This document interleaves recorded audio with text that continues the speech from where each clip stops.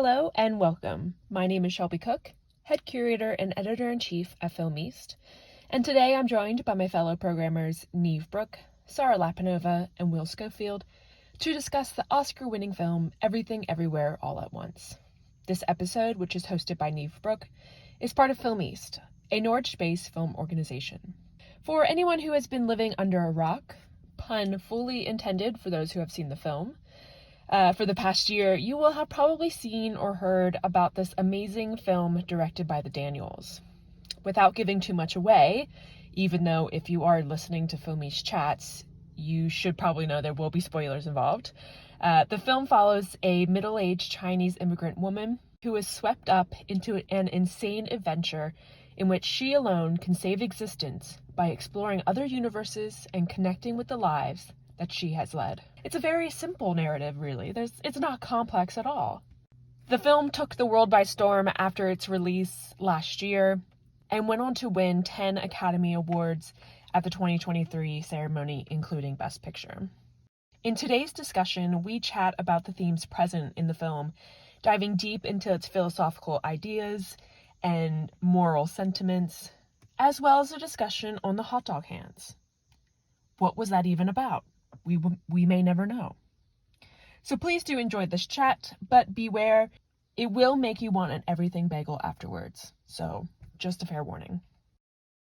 What did we all think of Everything, Everywhere, All at Once? Grand. Just really, really fun. I mean, I've seen it so many times at this point. I watched it first time, as I was saying before the recording, in Liverpool with some friends. And then I think I went back on my own like a month later to see it again. And basically I just saw it a few times at the cinema and then kind of did a bit of a tour where I just go around and show various people I met up with and be like, hey, you haven't seen it yet, and just put it on because it's a real, I don't know, people pleaser winner of a movie. It's just so much fun. Yeah, my first thought was that it's like Scott Pilgrim versus the World for grown-ups. And it just has that like really joyful like feeling to it, and it's so so much is happening on screen all of the time, but it's also got so many layers and so many themes that it explores. And yeah, I absolutely adored it. I didn't know what to expect, but it was so much more unhinged than I thought it was going to be. And I was just along for the ride. I had a really fun time with it.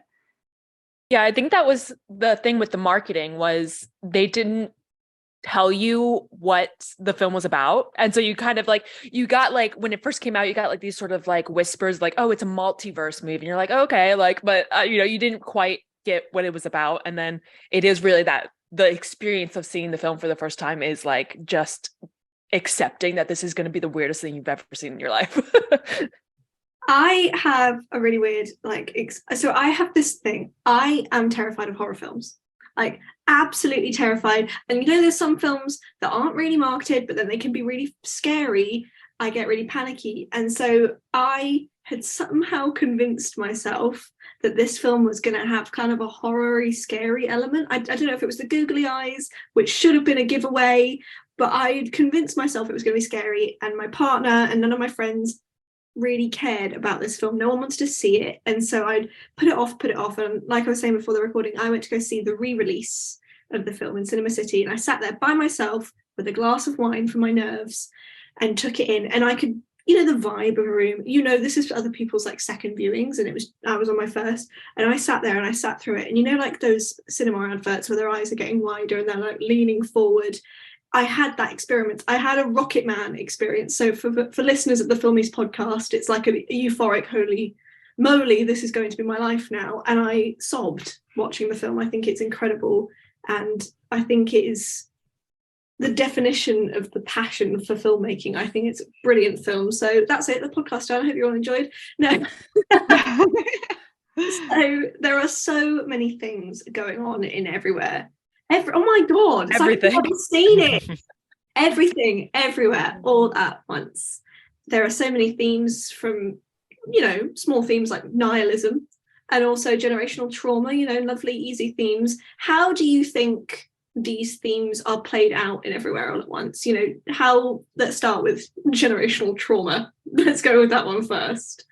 Well, I think that was the one when I went into the film. I guess I had expectations because when it first came out, everyone in the entire world was talking about it. And it's the type of films where you go into it, everyone loves it, and you're like, am I really going to like this movie? Because everyone's talking about it.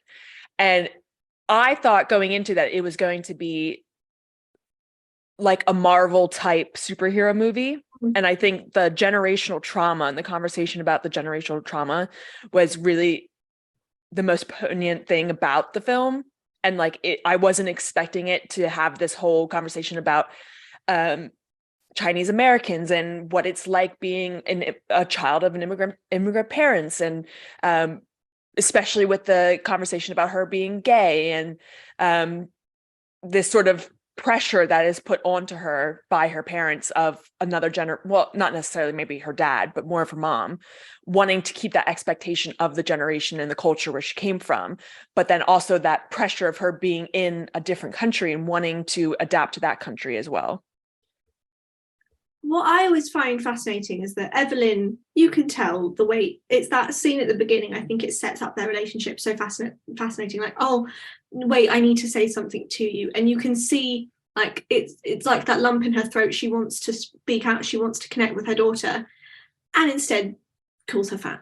Like, it sets up the relationship so well. But I also find that, yes, that makes we understand their dynamic and how, spoilers, later on Joe Butapaki resents Evelyn, but also she's only acting out in this way because of her fear of her father, and that she says in the first 5 minutes she accepts Joy being gay.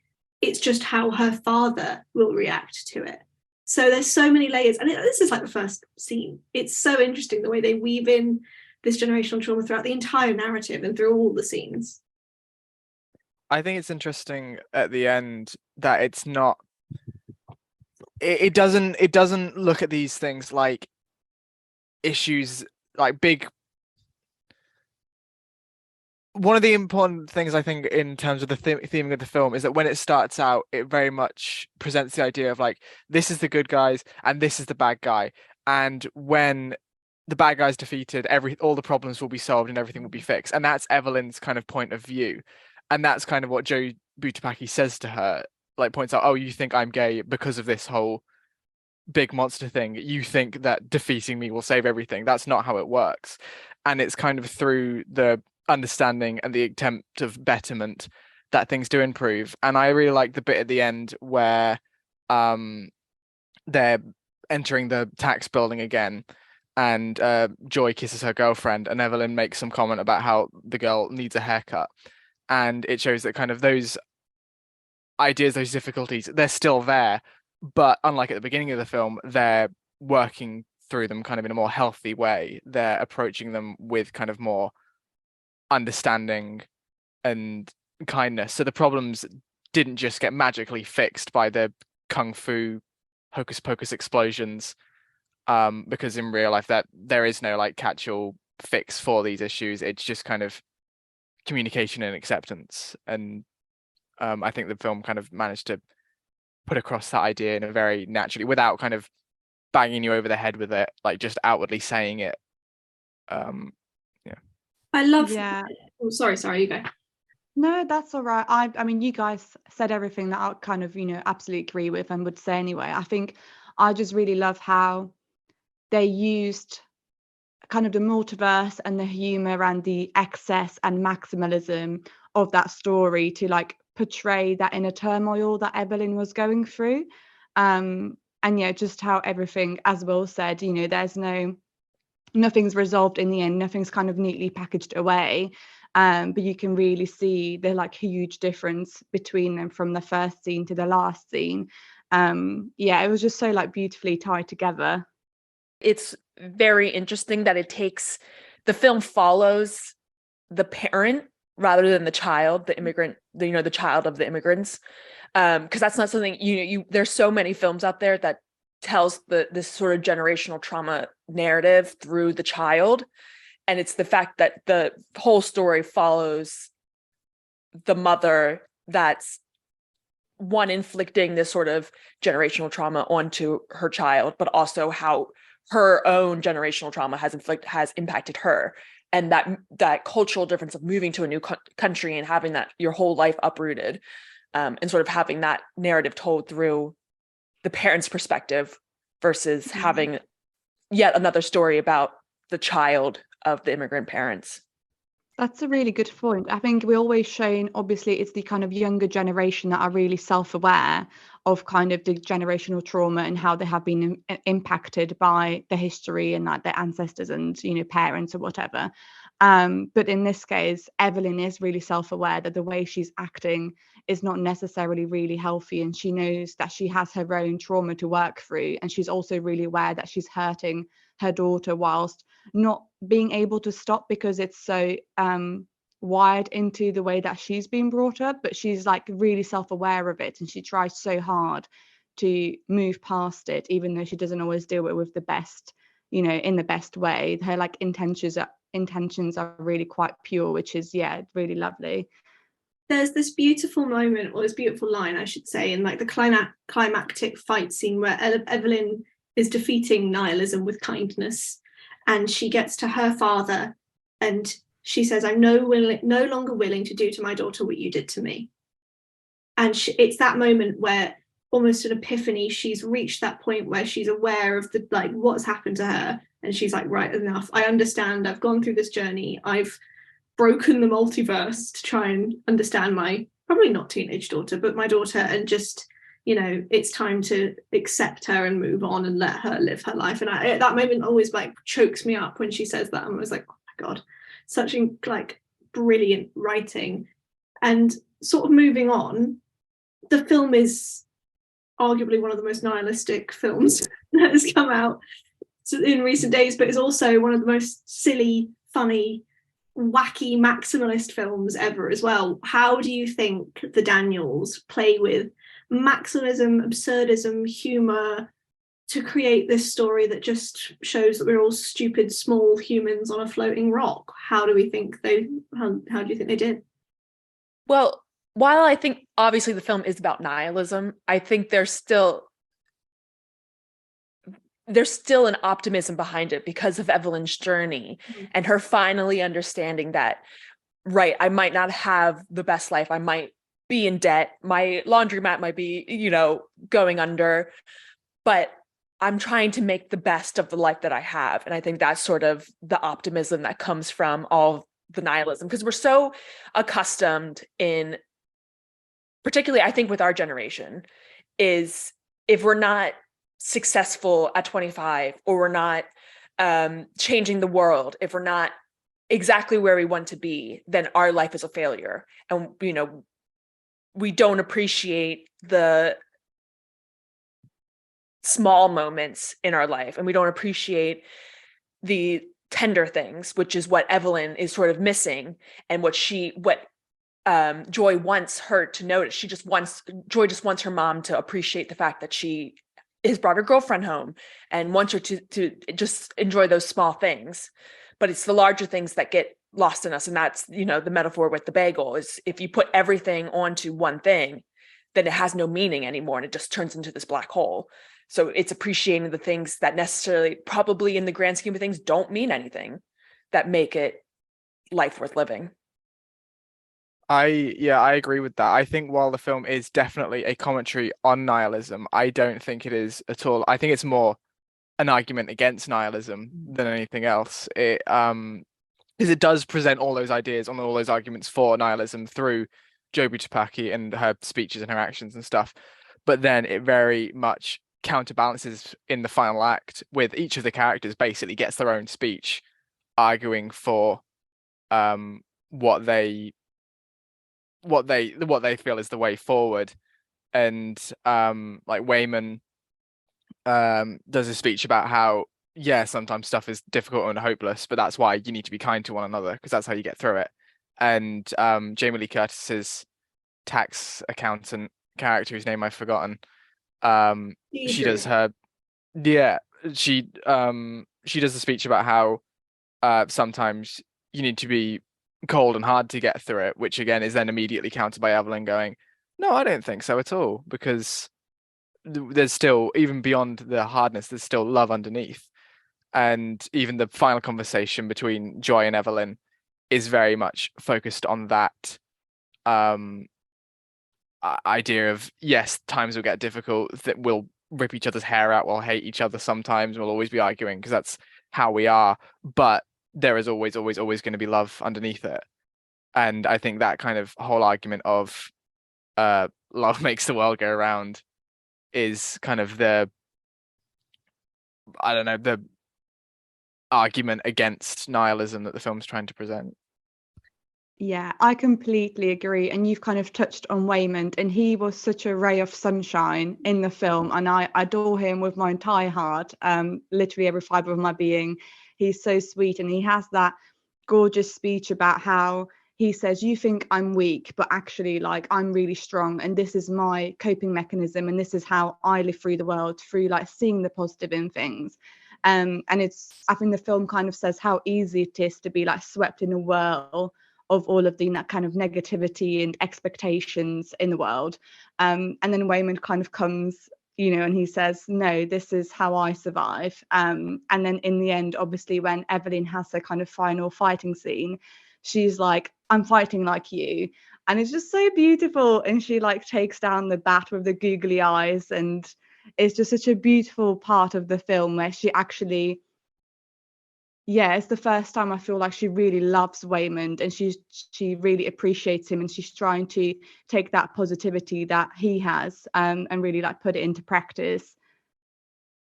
I love that they use the googly eye as a metaphor for the third eye as well. It's such a good idea. And I read on the most official sources, IMDb, on the trivia page when I was researching this, and it opened my eyes, because obviously we have the bagel, which if you haven't seen the film you must think we're absolutely bonkers just talking about bagel. The bagel and Waymond's googly eyes, it creates that yin and yang. It creates joy and light and nihilism and darkness, and it's that two sides of you. You're going to have days when you'll think, oh, everything's rubbish, but if you live a little bit more like Waymond, you're going to find the joy in everything. And what an interesting visual metaphor, a bagel and a googly eye, to tell such a deep theme in such a silly film. Which is truly just not very fair to Everything Bagels, because Everything Bagels surely make me extremely happy every time I have one. I don't know about the other British people on the call. I You don't don't know have what them. Everything Bagel is. You don't. Well, you don't have bagels there. That not like Everything Not like Bagels proper has ones. like sesame seeds, garlic powder. Oh my gosh, I don't even know what there's like like poppy everything seeds, is right? on it. Literally everything is on it. Cover it with cream cheese. Oh, literally after I saw the movie the first time, I went to the store and just bought an Everything Bagel, because I was like, I have to eat this bagel now because I just can't stop thinking about it. You have to do a pilgrimage. I just love everything bread. Yeah. Everything. So I'm going to move on. We're running out of time, but you know me by now with these podcasts. I love costume design. I love the makeup. I love sets. And I also love that this film had a teeny tiny budget. It had nothing. I think VFX was done by 9 people. It is just truly a passion project. And when I watch it, you can feel that buzz, that hum of creativity in every single shot. They're like, how can we make this funny, visually interesting, spectacular, sad? Like every single thing is in there, but also they don't take it seriously. There's silly moments. How do you think the style of this film, like, not hinders, the other word, emphasizes the narrative, helps the storytelling?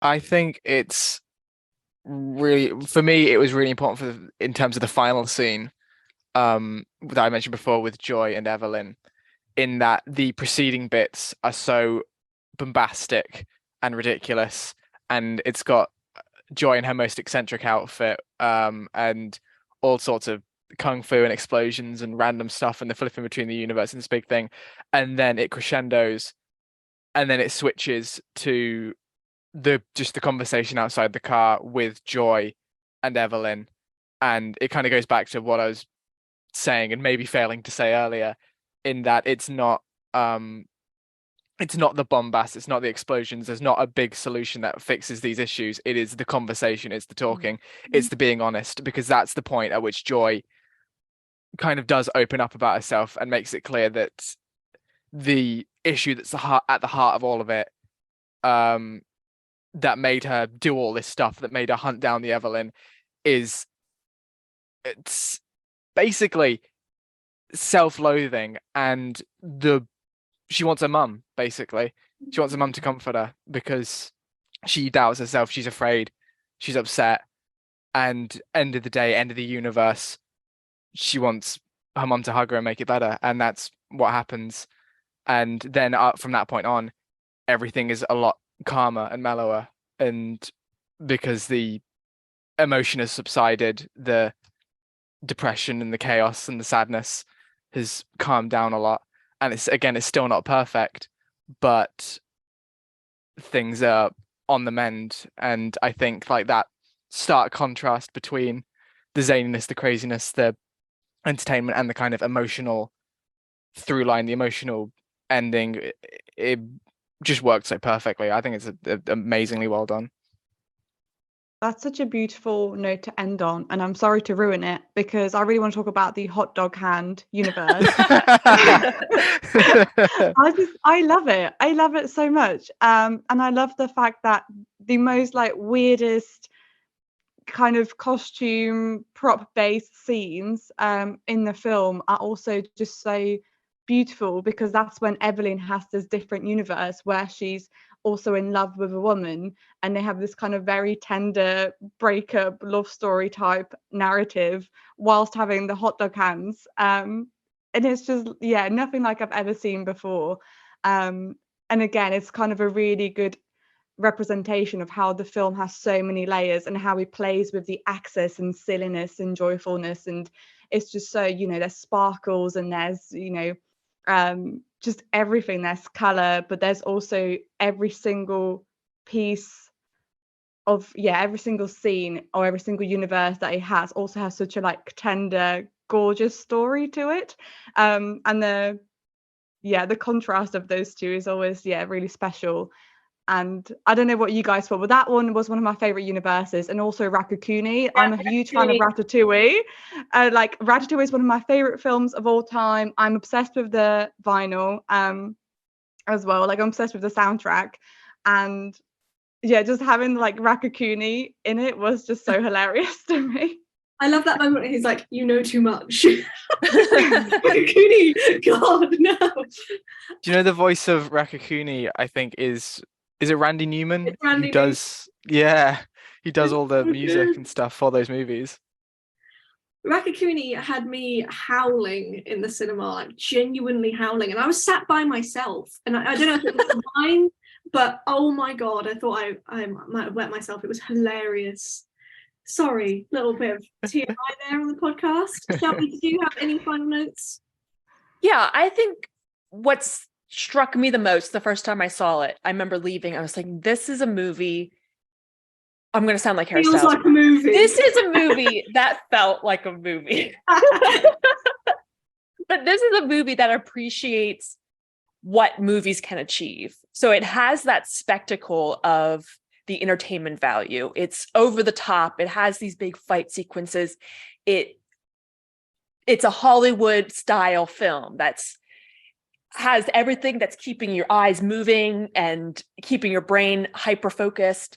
But then at the same time, it still has this very sensitive, artistic feel to it with the quieter moments. And I think my favorite universe was the one where Evelyn is the movie star, just because I think that moment with her and her husband in the back alley was so reminiscent of Wong Kar-wai films, and just so reminiscent of the simplicity of that movies can bring, that can be so beautiful, and that has such the humanity that a movie can project within this big scale of this big grandness. And it had all of those beautiful cinematography moments, beautiful lighting, the moments when it goes straight onto her face and the light is moving as if she's moving through all the different universes all at once. It's just so gorgeous. And it's really a movie that appreciates the artistry of movies, and I think perfectly captures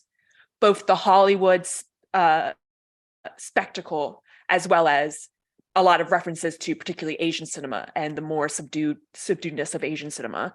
And I think that's what really struck me the most, was it captured, it perfectly balanced those two things, which is what makes it a movie that can excite film people and people who appreciate artistry of film, and then also excite just the average person who's going to the movies. And that's something that, we always pick on Marvel movies for not having any substance, but that's the reason why people who enjoy films have an issue with Marvel movies, because they don't have that substance. Whereas in this film, it didn't sacrifice the spectacle for what the narrative and what a film can bring, and how it can change your perspective of the world, and how it should be viewed as a work of art. I suppose you could say it had everything everywhere all at once. It had everything everywhere all at once. Thank you very much. I agree with you. I mean, you've just summed up my thoughts and feelings of the film. I love this film. I love films where you can just sense passion and excitement and just a genuine joy to be telling a story, and you can just feel that in every every character, every costume, every single person is firing on all cylinders. I think it's a beautiful film, but I love visual spectacle. I love big loud costumes. I love makeup and everything, but my favorite scenes in this film is the rock universe, where it's silent, utterly silent, and it's two rocks that they picked up from a garden center, I think, with subtitles, and it's a moment. It's so profound.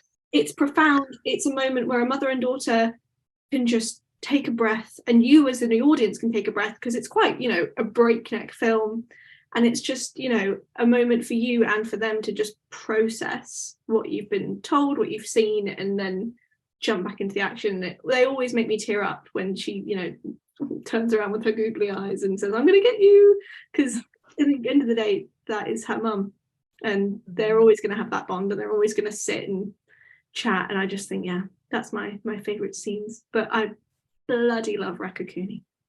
I think he have his own spin-off first. I love the rock scene, and that was one of Jacob's favorites. And I really wish I haven't seen the most recent Despicable Me film, because there's also a rock with googly eyes in that, and it's just, I couldn't separate the two in my head, and that's all I could think about during this beautiful, well-crafted film. And I was thinking about Despicable Me. I hate the myself. Minions. The Minions are out ruining everything again. Yeah. Well, imagine the crossover. The next Despicable Me is going to be an everything everywhere all at once. Yeah, all this heavy philosophical nihilism and with the Minions. Joe Gru Dupaki. I blame my 8-year-old brother, okay? I also see good films, I promise. Hopefully you have enjoyed our brief discussion today.